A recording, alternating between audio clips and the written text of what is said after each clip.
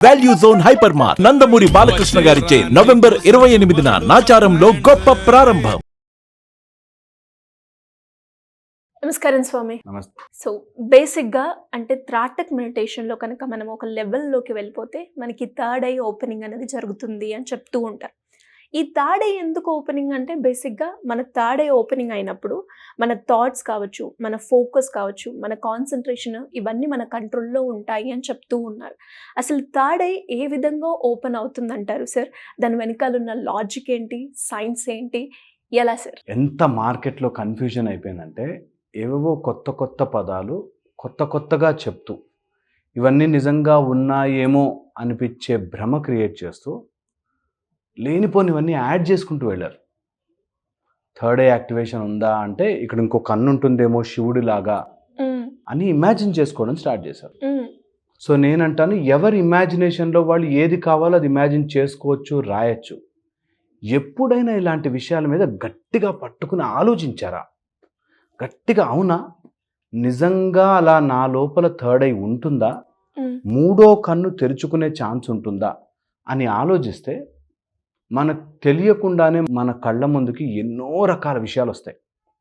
Third I అనేది కన్ను కాదు, కన్ను లాంటి పర్సెప్షన్ అన్నది ఫస్ట్ తెలుసుకోవాలి. థర్డ్ ఐ అనగానే లోపల ఒక కన్ను ఉండి ఆ కన్ను ఇట్లా ఓపెన్ చేసుకుంటుంది సెన్స్ అని అనుకుంటారు కదా, అది కన్ను కాదు. It is a type of sense that develops, number 1. అయితే ఈ డెవలప్ అవుతున్న సెన్స్ కన్నులాగా ఎందుకు చెప్పారంటే it is actually a shape of I in a triangle format.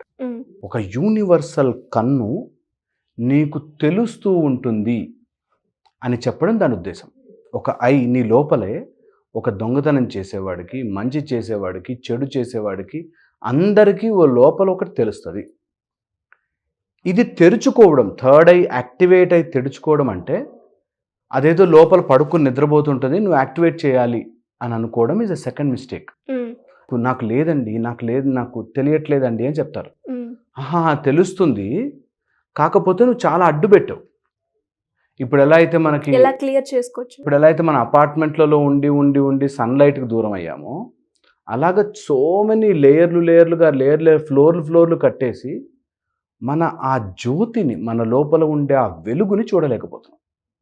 ఇదే మనకి ఎన్నో రకాల కాన్సెప్ట్స్లో ఎన్నో రకాలుగా చెప్పారు. ఈ థర్డ్ ఐలో ముఖ్యంగా వచ్చేసి ఈ థర్డ్ ఐ యాక్టివేషన్ నువ్వు పైనుంచి పొర తీస్తే లోపల తెలుస్తుంది. కన్ను రెప్పైలా తీస్తే నువ్వు చూడాలి అని చెప్పనవసరం లేదు, చూస్తుంది కన్ను. నా కన్ను ఓపెన్ చేసి చూడు అని చెప్పను, చూస్తుంది. అలాగా మనకు ఆ పైన ఉన్న లేయర్ తీసేస్తే కన్ను ఆటోమేటిక్గా చూస్తుంది.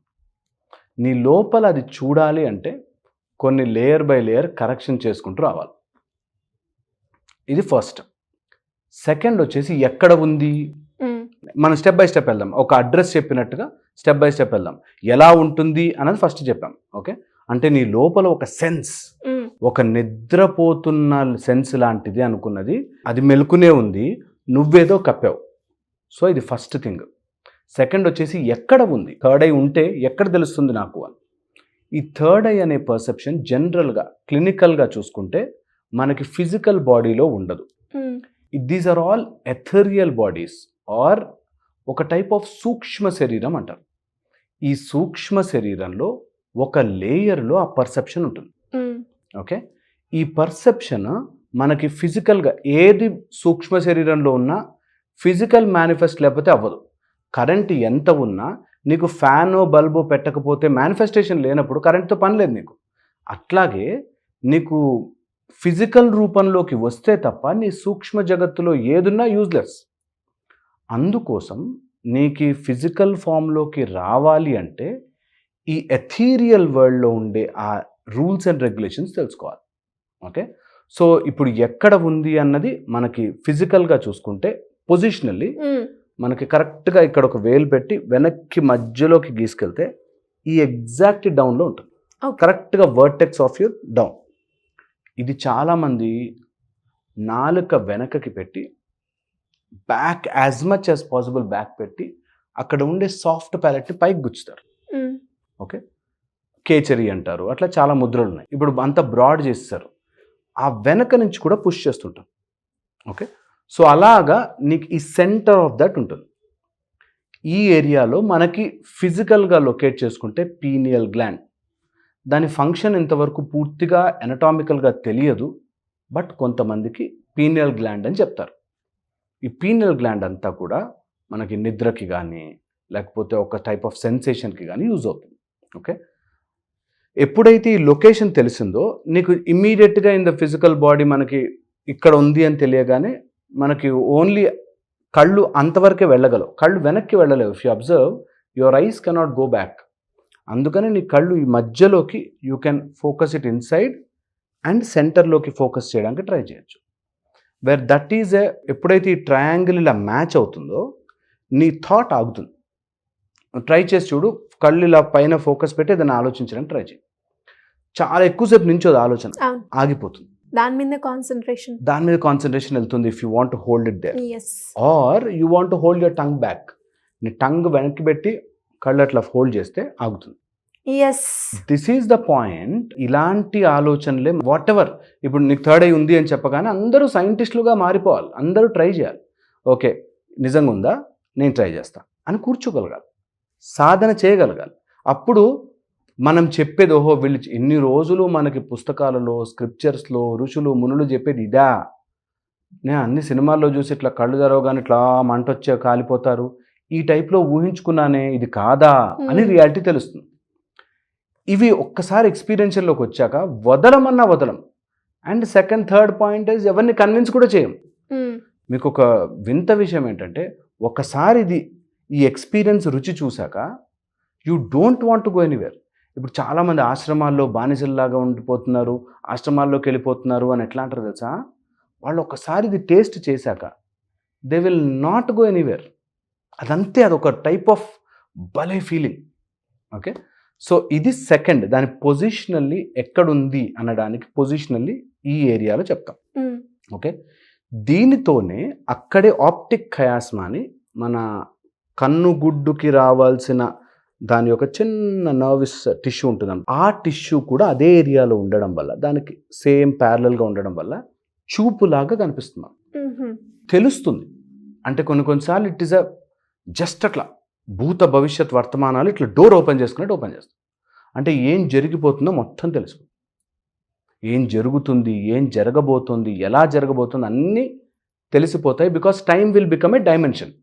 సమయము ఒక రోడ్డు లాగా అయిపోతుంది, ముందుకెళ్ళచ్చు వెనక్కి వెళ్ళచ్చు, నీకు లెంత్ వెళ్ళచ్చు, హైట్ వెళ్ళచ్చు, బ్రెడ్త్ వెళ్ళచ్చు అన్నప్పుడు ఎలా అయితే ఉంటుందో 3 డైమెన్షన్లో, 4th డైమెన్షన్ టైంలో కూడా అలా ఒక లేయర్ లాగా ఉండి వెళ్ళచ్చు.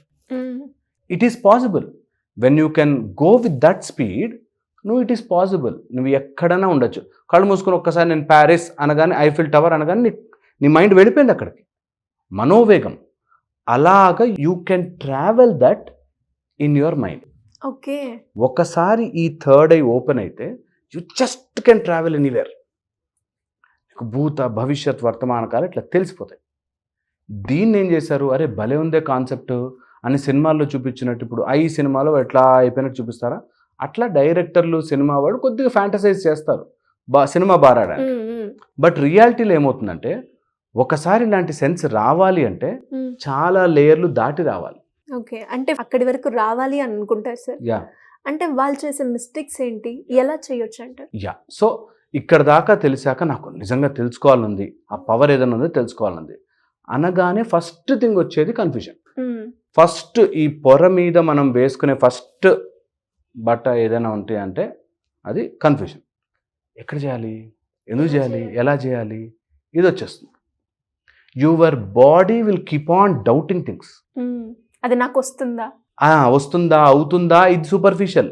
లోపలికి వెళ్ళాక ఎక్కడ ఫోకస్ చేయాలి, చెప్పారు నాకు ఆ పాయింట్ ఎక్కడుందా, ఇది మన మనస్సు చేసే ఫస్ట్ గొడవ. ఎస్, ఈ లేయర్ తీసేయగలగాలి. అందుకే మనకేం చేశారంటే ఇలా పుస్తకాలు వస్తాయని తెలుసు, ప్రింటింగ్ ప్రెస్లు వస్తాయని తెలుసు, డిజిటల్ అయిపోద్దని తెలుసు మన రుచులకి. అందుకే నువ్వు ఏమి చేయకరా, గురువుని ఫాలో గా.